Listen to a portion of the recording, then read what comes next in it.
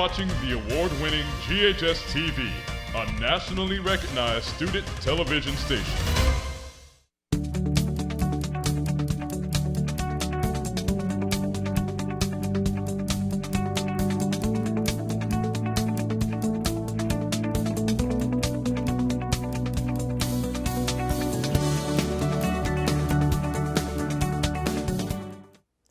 Hello, and thank you for watching Medical Talk. I'm your host, Betty LaMarr. My guest today is Mr. Chuck Lester, and on today's show, he will take us through his journey living with and surviving COVID-19. Hello, Mr. Lester. How are you today, and welcome to Medical Talk. Thank you so much, Ms. LaMarr. I'm doing just great, and it's a pleasure and an honor to be here on your show today. I love your work, and thank you so much for all that you do for the community. Well, thank you. Let's just jump in. Tell us a little bit about who Mr. Chuck Lester is before we go into your battle with COVID-19. Well, I'm Chuck Lester.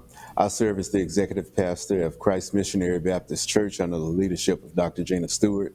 I'm also known as Dr. Chuck Lester. I graduated from Memphis Theological Seminary in 2019 with my doctorate of ministry, and a lot of people just call me Chuck. I love Chuck.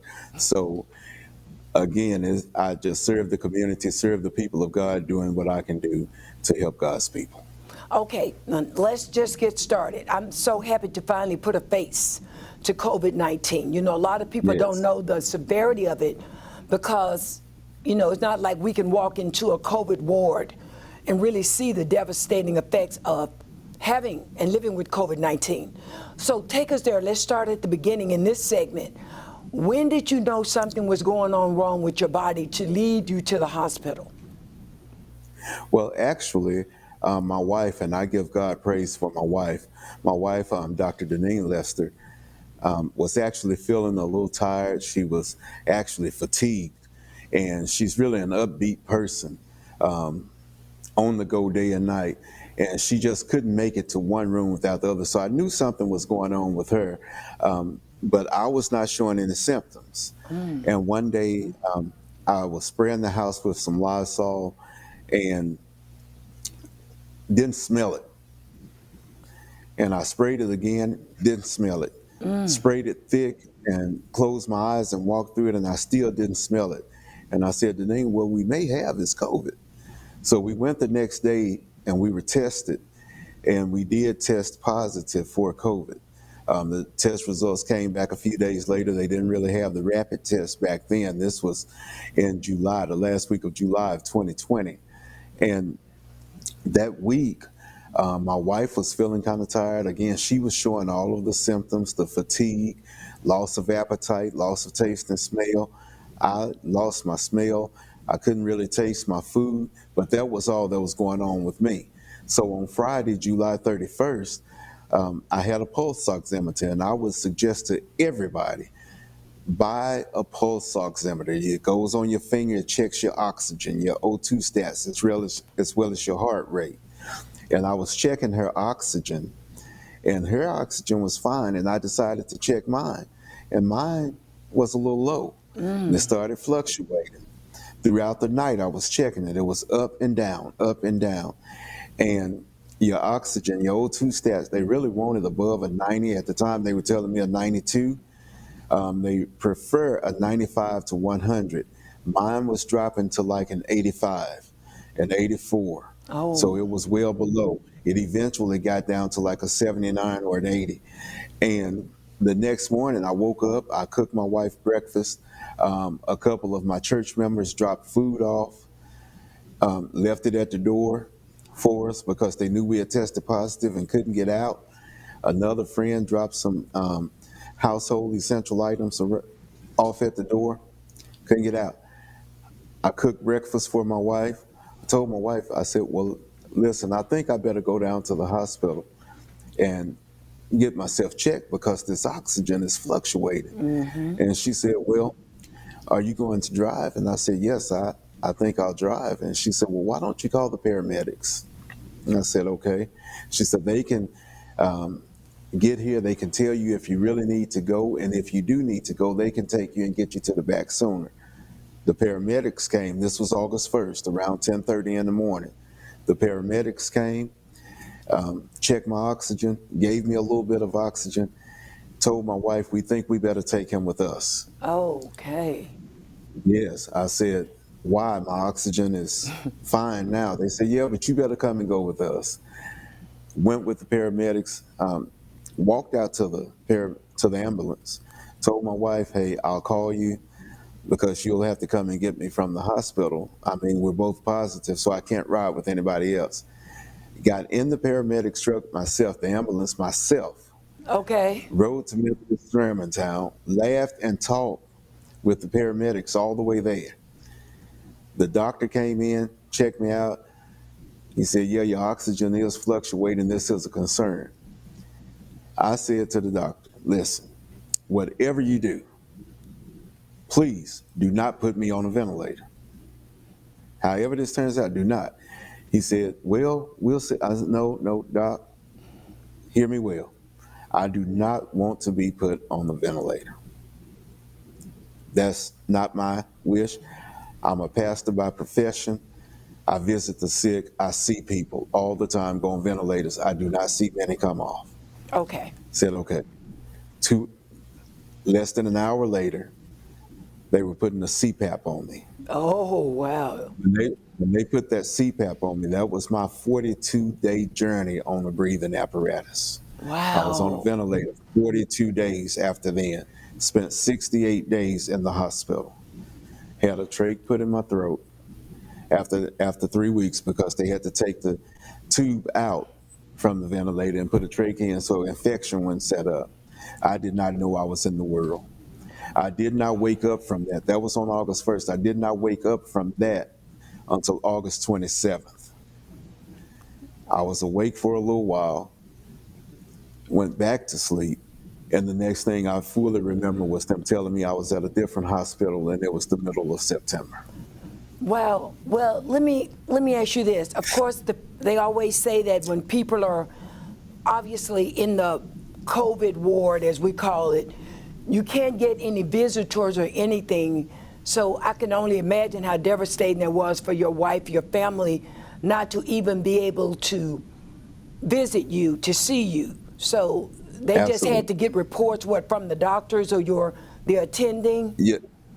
Yes, ma'am. They had to get reports from the doctors and the nurses. And to show you how stressful that could be, my wife, every time they had to do something to me, they had to call her because I couldn't speak for myself.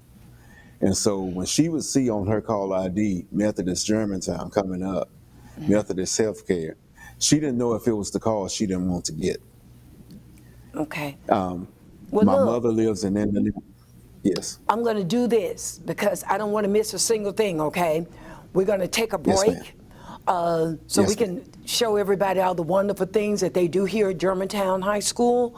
And we're going to come back Yes. and we're going to start right there because we also need to talk Okay. about not only the devastation of COVID-19, but the expense of living with COVID-19. We'll be right back. Stay tuned for more Medical Talk.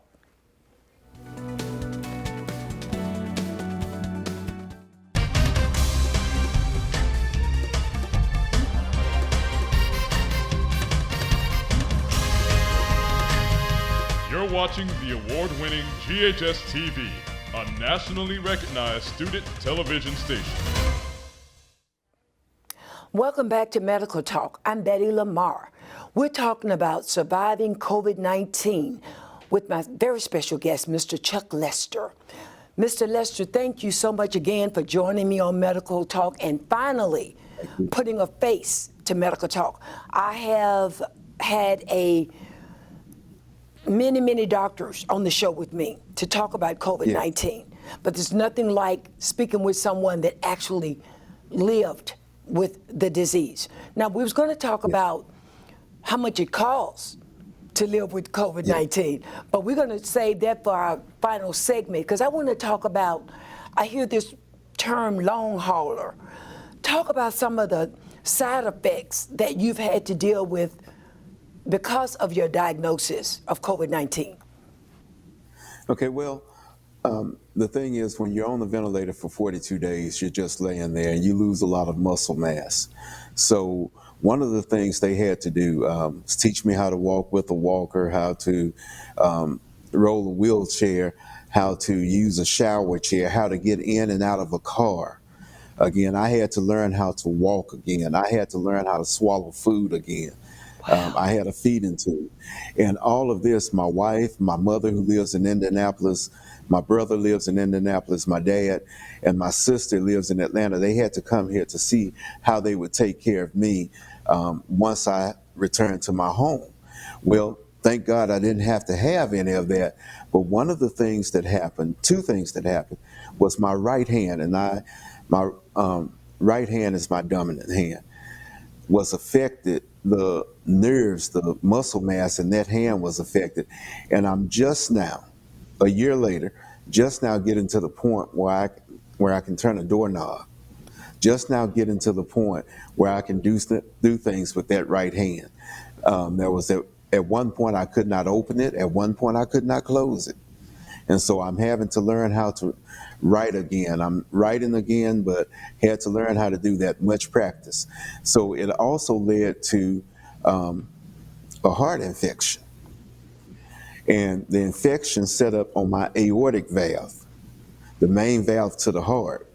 And I had to go in and have that valve replaced. I had to have open heart surgery, the traditional way. Had to cut my chest, replace the valve, and then a week later had to go back and cut again and remove fluid, almost a liter of fluid from the sac around my heart.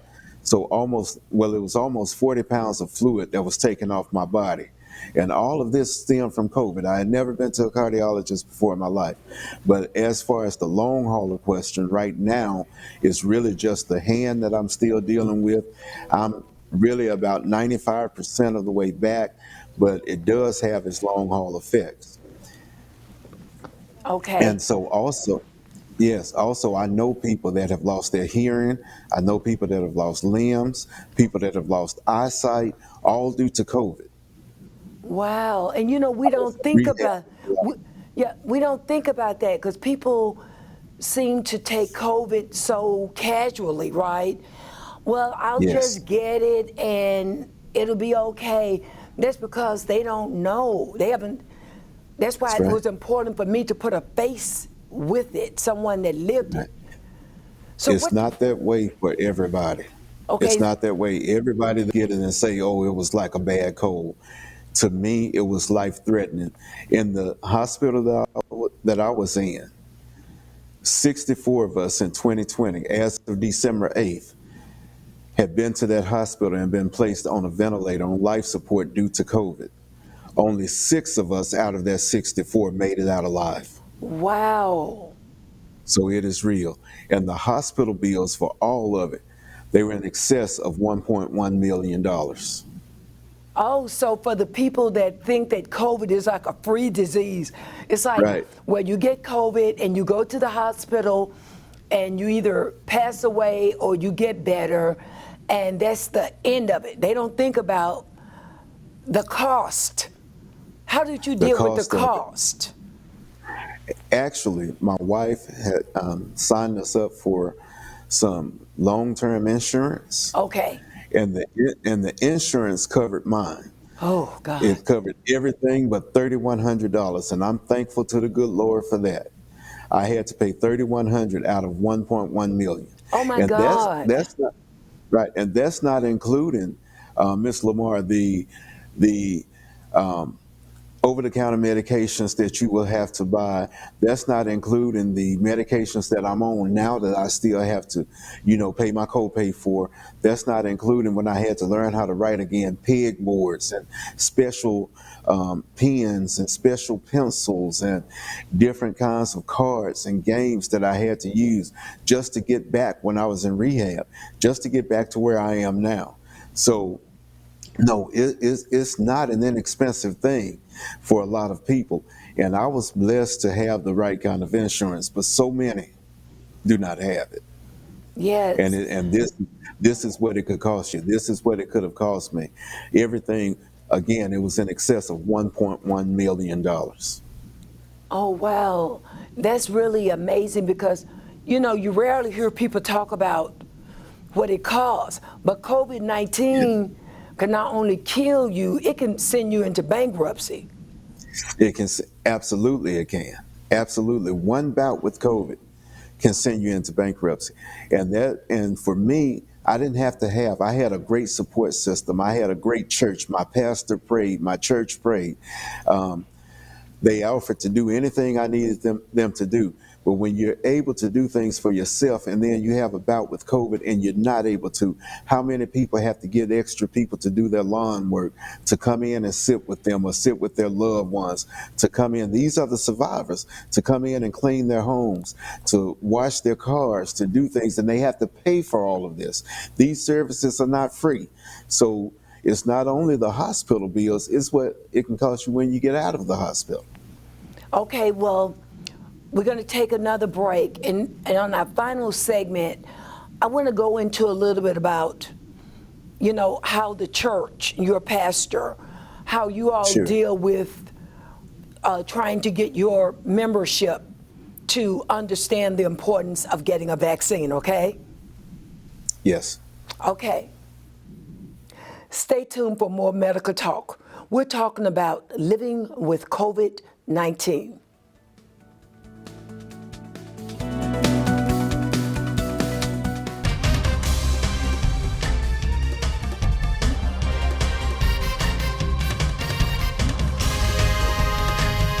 You're watching the award-winning GHS-TV, a nationally recognized student television station. Welcome back to Medical Talk. I'm Betty LaMarr. Joining me today is Mr. Chuck Lester, and we're talking about his journey living with COVID-19. Again, welcome back, Mr. Lester. Thank you so much for taking you through your journey. I know we can talk about this forever and ever, amen. But unfortunately, we only have 28:30 to do this, okay? So we're trying to hit everything that we can. But let's talk about this. You mentioned earlier that, for many days you didn't really know what was going on. Were you in like a coma state, or did they have you in a coma state, or how does that work? Because on TV, on the news, they show little segments of them flipping people over, but we can't see the person naturally for privacy. But that person, is that person sleep? Are you all sleep all that time that they're dealing with your body? Or what can you remember about that? Actually, I don't remember any of that. Wow. It was like a medically induced coma. They had me on medications because when you're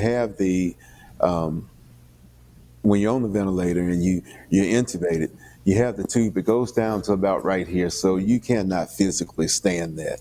And especially mine was there for 3 weeks. Oh. So, they took that out so it wouldn't get infected and had to do had to put a trach in, a tracheostomy.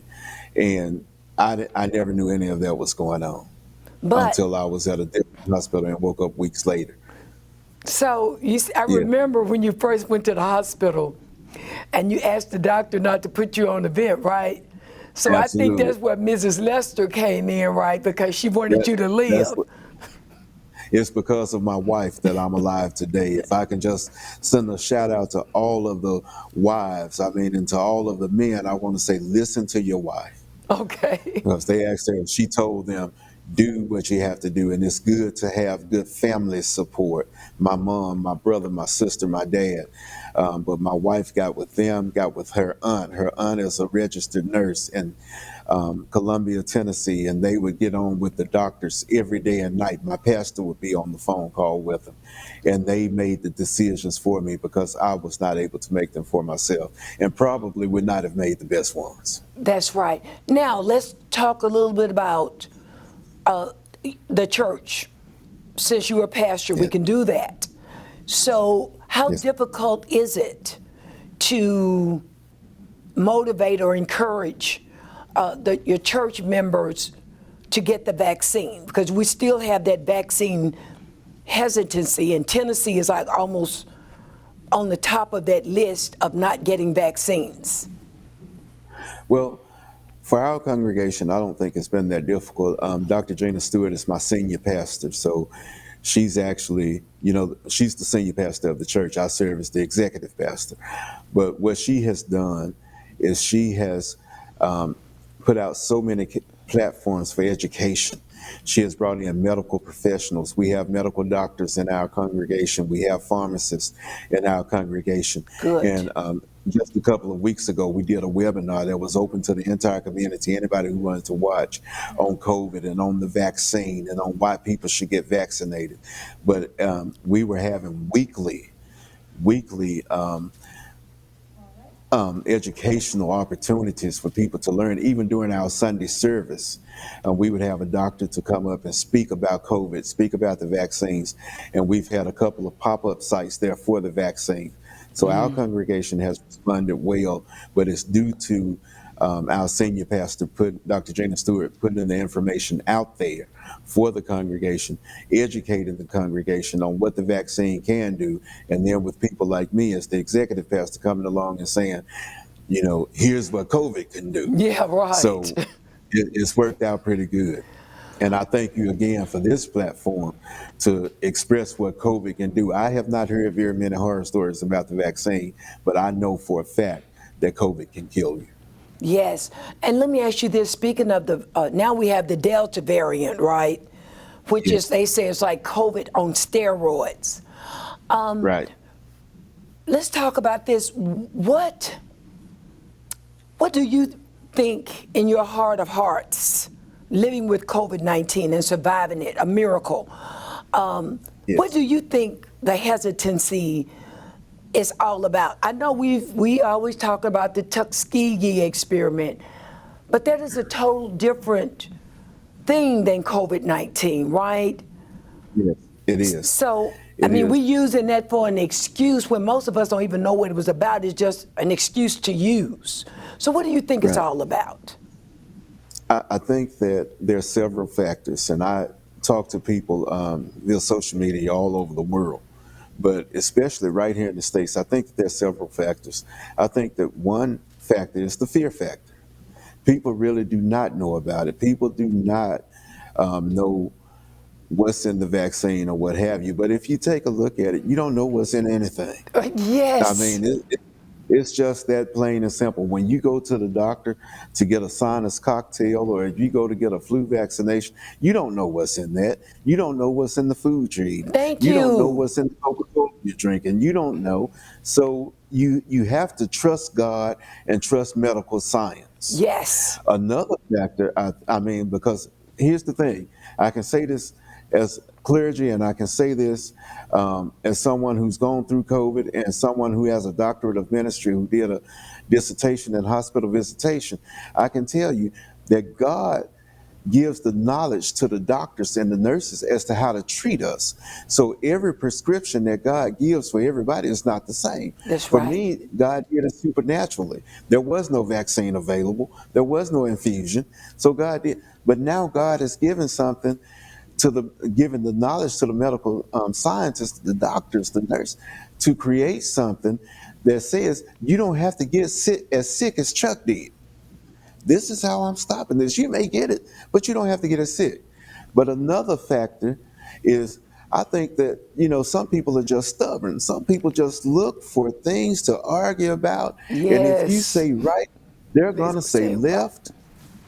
You say right, they will say wrong. If you say go, they're going to say stop. If you say red, they're going to say green. And some people just have it in their mind, they're not going to tell me what to do. They don't want to be told what to do. But what they don't realize is this is for their good and for the good of the general public. Well, Mr. Lester, in closing, I would like to thank you again for taking us on your journey. And hopefully this will inspire others that are on the fence, because what I've heard from this show is that, believe me, you do not want to get COVID-19. If you were a millionaire and can afford it, you still don't want COVID-19 because of the devastation that it has and the toll that it takes on your body. And for this 30 seconds, please, just speak to our viewers and just say whatever you want to say in 30 seconds before we go off the air. Thank you, Ms. LaMarr. And to those who are viewing this program, I can say this: you do not want this virus. You do not. It can take your life and it can change your life. It can change your way of living. People are on oxygen for the rest of their lives. People have lost limbs. People have lost their sense of taste and smell for the rest of their lives. People have had heart operations. People will be on certain medications for the rest of their lives. One shot can prevent all of that. 2 shots can prevent all of that. I would say to anybody, I can't tell you what to do.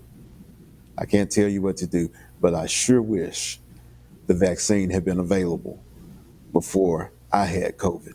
I was one of the ones who made it, but billions worldwide have not over 4.5, 670,000 in this country, and 1,000 are dying today. Please do what you have to do. If not for yourself, do it for your friends and your family. Thank you. Thank you so much, Mr. Lester. I appreciate you so very much. Thank you for having me. Thanks for watching Medical Talk with Betty LaMarr on GHS-TV. I would like to thank Mr. Chuck Lester again for taking the time today to take us through his journey living with COVID-19. And remember, you can watch us on Medical Talk on Fridays at 9:30 p.m. on Comcast Cable Channel 17.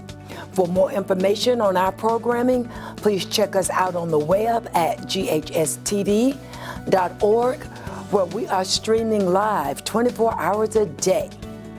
You can also check us out on Facebook and Twitter and Instagram. Don't forget that. The Betty LaMarr Show. And from all of us at GHS-TV, thank you for watching Medical Talk, and we hope to see you again.